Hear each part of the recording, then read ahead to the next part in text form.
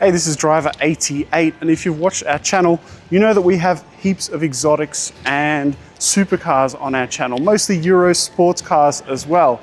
But we are an Australian channel, and Aussies love muscle cars more than almost any other country. So I thought it was finally time to get a very special limited and the very, very last of its kind muscle car on the channel. Let's check this out. So we have the last year of production and down under in right-hand drive, the Dodge Hellcat Jailbreak Edition. Never driven one of these before, and especially it's pretty rare to see one on the roads in Australia. These cars are truly gargantuan. Being a wide body, it's 2 meters wide and 5 meters long. So 5 meters being the same length of the RS7 that we drove just the other day. Being the last year, a heritage color, B5 blue, the pearl, really, really gorgeous, absolutely sets off on the road. So how much does it cost to get one of these down under in Australia, change it to right-hand drive, and then land it here? Let's find out. So for a last year of production, 23, SRT Hellcat wide body, you're looking at, as far as I'm aware, 70 to 74,000 KUSD.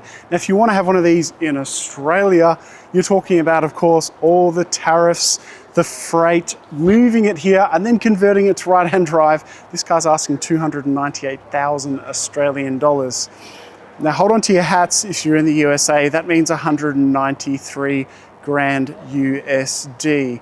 That is what we have to pay here to get these cars and drive them and enjoy them. It's just what happens if you want to play the game. Now, if you want to go the whole hog and get a Demon 170, there's actually 5 of them for sale here on Australia, and they're asking $500,000 Australian dollars due to all those reasons that I said before. We also have incredibly high taxes here, especially in my very controlled state of Victoria. Now that is 320 or so thousand US dollars for those playing at home.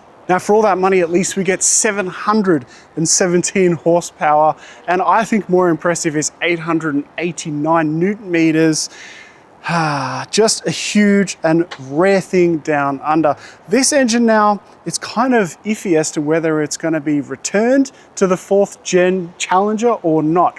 I do know that a V6 twin turbo is coming, but the Hemi V8, we don't know whether it's still going to be brought back. Everyone's sort of crossing their fingers. If you can get this thing to hook up, it will at least go to 317 kilometers per hour. That is quite astonishing. And again, it's all about trying to get traction from the 305 rears and fronts. 3.6 seconds 0 to 100 if you can hook up, and maybe 11.6 on a good day in the quarter mile. These things are very responsive to mods though, and you can make them a lot faster than that. I can't think of any other car that makes 700 plus horsepower and is supercharged that's on sale today. I had a quick search. If you want 717 horsepower plus, you would need to buy, the cheapest car you can buy is a Porsche Taycan Turbo for just under $400,000. Now I know horsepower versus horsepower is not always the same, but it almost seems like it's worth it if you have 300 grand to just blow on this thing. Now, this may look confusing to you if you're from the US. Driver's side on the right side of the car. Very comfortable jailbreak seats, just an enormous thing. 2 tons, which is usually the weight of a car that's, you know, a big 4-door sedan, but very, very comfortable to get in and drive every day if you wanted to. Now, I also struggle to think of a car that was made for a total of 15 years. This thing just lasted forever, and people still aren't sick of them because they want more Hemis in a new Challenger. Now let's take it for a drive. I'm pretty excited. We always drive exotics and super sports cars from Europe here, so it's time to change things up a bit.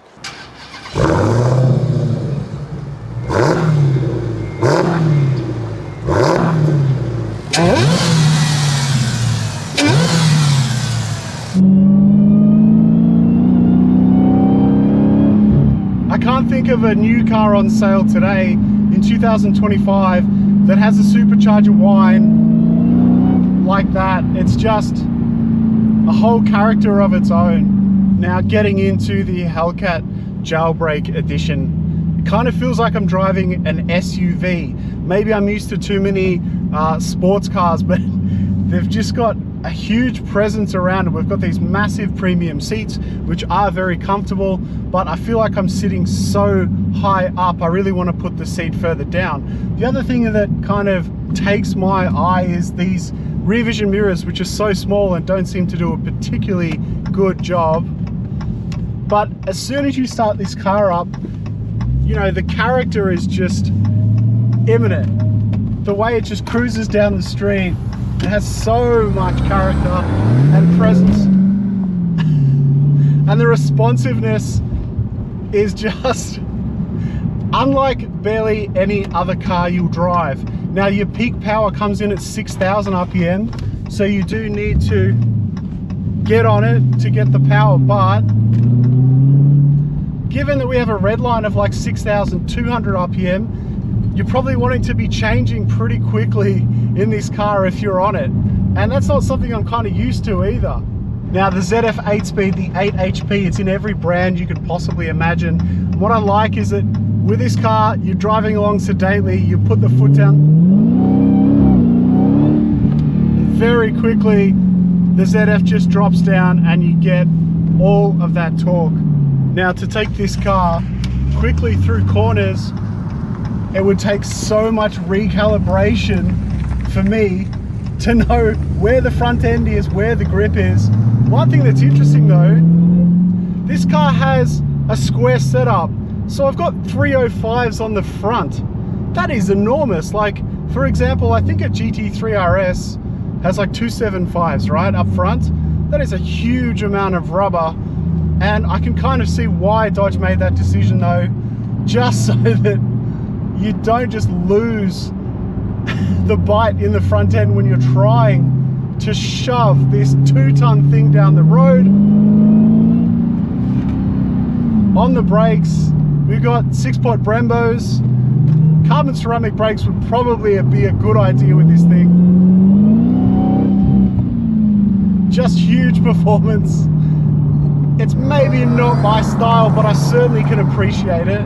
Now, if you want to drive this thing daily, we've got a 70-litre tank, litres for us Aussies, I guess. 15.7 litres per 100 kilometres. I think that's like 15 miles per gallon or something like that. You'll basically be out of fuel in about 400 kilometres. So if you want to take it to the track or have spirited driving regularly, you could get this under 400 kilometers per tank.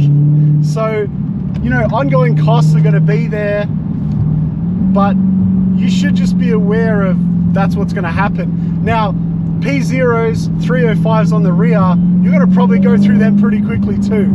So this is not going to be a cheap car if you're driving it regularly to maintain and make sure that you have fuel and fresh tires on the rear so you can get some amount of traction. So if you really want to stand out on Aussie roads, you're gonna have to pay for it, but this Hellcat gets so much attention when we're filming. People have just been coming up to us and asking how much power this thing makes and what exactly is it. It's available with our friends at Lorbeck Luxury Cars, and whilst it doesn't make as much power as the Red Eye, a couple of mods, I'm sure you could quite easily get over the 800 horsepower mark with the 6.2 litre Hemi. Yeah, what an experience. I'm glad that I've been able to drive one of these finally.